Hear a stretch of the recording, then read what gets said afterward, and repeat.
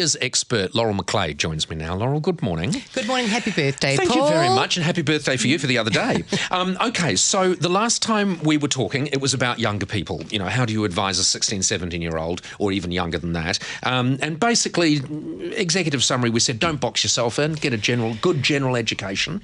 We're moving to the 20s now. So here are your tips in terms of career advice. Number one, OE versus no OE.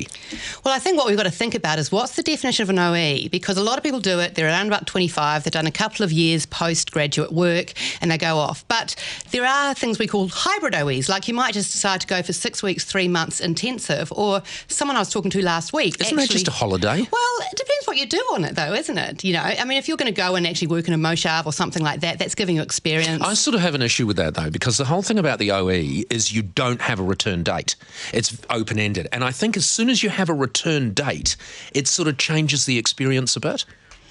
Well, I think what happens is I used to be a recruiter and I'd get these people coming back in their late 20s from having done this amazing open-ended OE. And they'd be working in really amazing banks and wonderful places in London. They'd come back and they couldn't even get a job as an accounts payable person, you know. So I kind of think, yes, I get that wonderful freedom of no return ticket, but imagine the security of coming back knowing you've got a role to come back to. Having said that, there's a lot of benefit in getting out after you've been in the education system for a long time. So what's your recommendation, sort of a micro OE? Well, I think either or. It just depends on your personality. But it's just like some people count it off. They go become the career person, they get into a graduate role of some description, and then they never do it. So I just think it's about fitting it in when you can. Right. Okay, number two, doing what you love versus doing what others think you should do. Think about the person who goes to Lincoln because there's an expectation that he's going to take over the family farm, you know, and they go to Lincoln and they do their ag stuff and they actually realise it's pretty boring. Yep. So I think there's still a sense of obligation from not only what your parents do, but also there's occupations like law and accountants.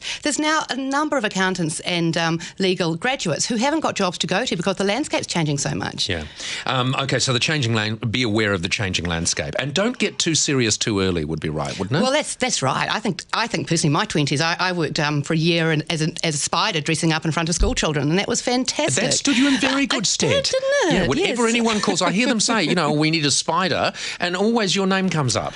All right, networking. Finally, networking advice. It is important. By the time you get to your sort of 20s, it's a good idea to be building a network. And I think people in their 20s find it excruciating. There's that whole kind of cringe, contrived element of connecting with people. But what you've got to remember is when people are networking, everyone's feeling as uncomfortable as you are. I don't care what they say. And so if you adopt a host mentality, two things. Adopt a host mentality, and so look at serving other people, and follow up. No point getting business cards when you're not going to do anything about them. Brilliant. Laurel, thank you very much. Thank you, Careers Paul. expert Laurel McLay.